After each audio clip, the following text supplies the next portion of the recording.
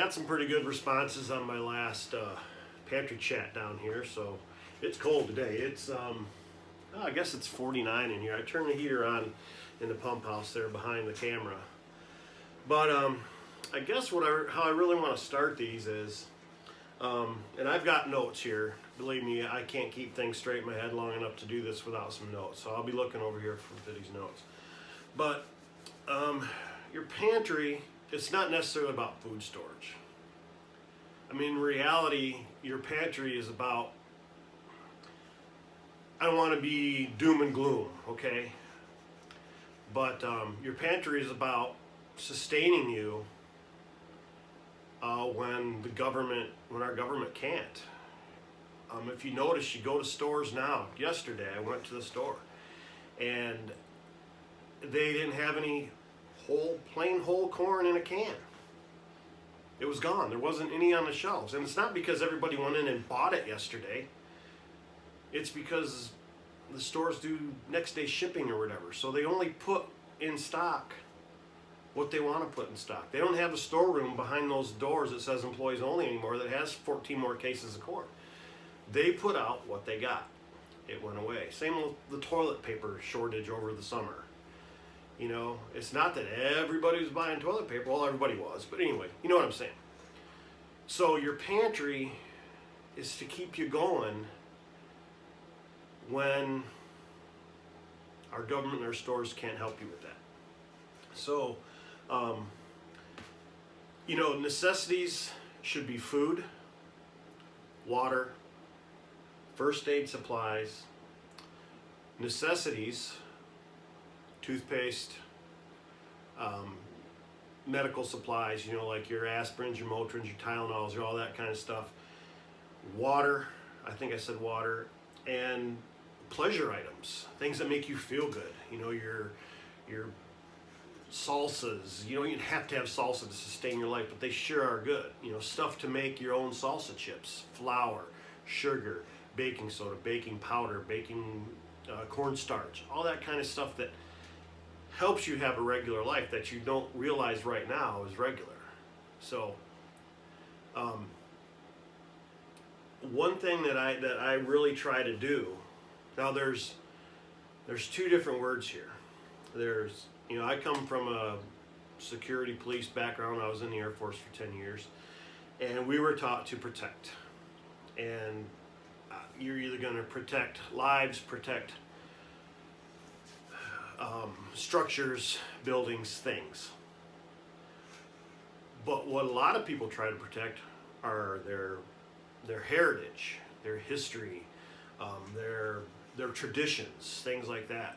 And you know, this last year with COVID, a lot of people's traditions were knocked out because they couldn't meet up. They couldn't, you know, funerals. Just have a funeral. You couldn't have a funeral and have everybody celebrate that person's passing. A lot of people couldn't have birthday parties. You couldn't see people in the hospital. You know, my father-in-law was just in the hospital for almost 3 weeks. We couldn't go see him. It was terrible for all of us. Terrible for him. So to protect against those things is one thing. And we all have to do that. But I would really rather celebrate our traditions and our heritage. And in doing so, this is celebrating what I do, what Heather and I do. And we absolutely love living this style and having this at our reach, our hands grasps. I got a thing here, I'm gonna have to read it, but I follow Jim Shockey. He's a worldwide hunter. I really enjoy his show and his views on a lot of things. And what he said is, when you, rather than protect these things, celebrate them. Celebrate them in a fashion where you can share them with your friends, share them with your family, share them, you know, with anybody you know. Teach somebody how to do these things so that when they can't be helped out, they can help themselves. Let's see. So protect your heritage and your traditions. However, to protect is to guard against. I don't want to guard against all these things. to guard against them would be keeping you people from knowing what it is and how to do it and what it's like to have this. This is a great feeling. This was several years in the making, learning just the way you are learning right now. It wasn't on YouTube. A lot of it was in books, through canning, through different seminars that we went through, Homesteaders of America, this kind of thing. Common core people with the same mindset. Not everybody likes chickens, but most people that I deal with like chickens. It's just that kind of thing. I guess we would rather choose to celebrate who we are, how we live, and teach that and pass that along to my kids, my grandkids, my friends, you people out there.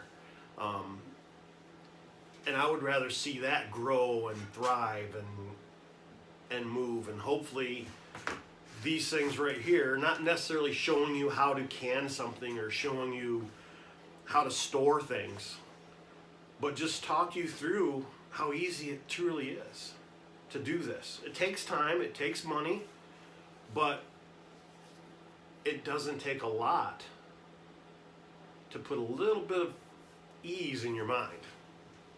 And I know, like I said, I don't want to be doom and gloom, but reality of things is, you got to protect yourself. You got to protect your family. And again, here I'm using that word protect. See, it's so easy to use protect instead of celebrate. Make it a part of your life. Make it a part of your kids, your family's life, your friends' lives, and it will grow. It'll keep going. Now, one thing I said about, in our storage room is it's not just food. I've got comfortable things down here. My wall of spice, if you saw our last video, and that grows all the time. I'll see a recipe and I'll say, oh, I've never used that. I'm going to use that this time. So I'll go buy a new spice, and now I've got to add another shelf. And let's see, 1, 2, 3, 4, 5, 6, 7, 8. 1, 2, 3, 4, 5, 6, 7, 8. There's nine jars on each shelf, and there are 5 shelves. I'm getting ready to do another shelf, and I've got 1, 2, 3, 4, 5, 6 that are already ready for the next shelf. It's cool to me, to say, hey, I need some, it's downstairs, So, to me, this is just a lot of fun. This is the place I come. I do a lot of different things down here, but as far as, I ramble too, so I'm sorry about that, but this is just a chat, right? It's not a schoolhouse. We're not, no lessons. You're not going to have any homework. But I store things down here, like a lot of my canning supplies are down here. My meat processing things are up here, and my sausage stuffers right there. Some of my cast irons down here. We keep all of our paper items down here, our toilet paper, paper towel, Kleenex. We're slowly but surely getting away from like paper towels for dinner. We're going to fabric. But we keep our first aid items down here. We keep water down here.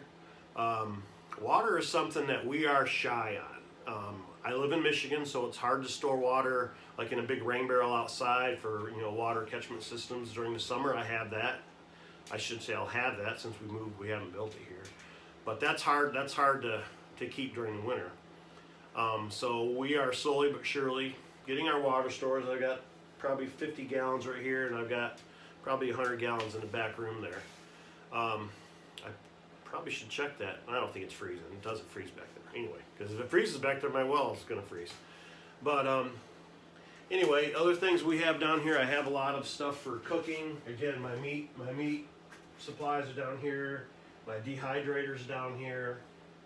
I keep a set of tools down here that just, in case I need them down here, I don't have to run to the barn. Just screwdrivers, hammer, a couple wrenches, some screws and some nails. Let's see, what else do we have down here? Oh, I've got all my oil lamps.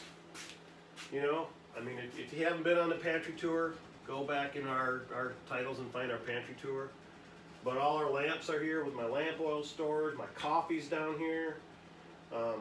Coffee's a super thing. If I don't have coffee, I'm miserable. I don't think I'm addicted to coffee. I just really enjoy it in the mornings, My wine is stored down here during this time of year. My beer is stored down here. So again, a pantry is not just for food. So I keep my like my meat processing stuff for making sausages and salamis. That's all down here. My strings I tie it up with, my cheesecloth, that I buy at the store. Almost every time I go, I'll buy a package of cheesecloth. It's just simple things that,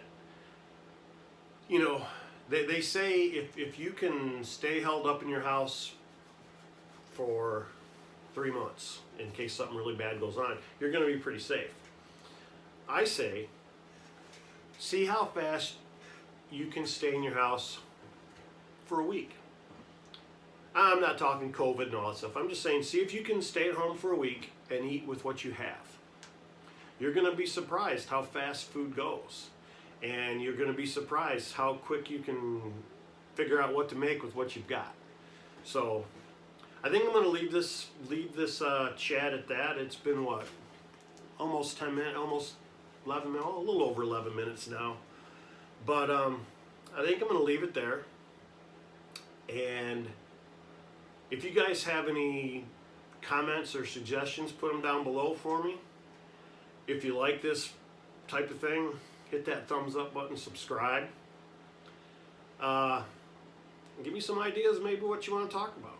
I'm pretty much open. I'm not the smartest guy in the world. My views sometimes are a little tainted to other people's views, but again, I choose to celebrate my views and to celebrate what we do. So, you know how we go.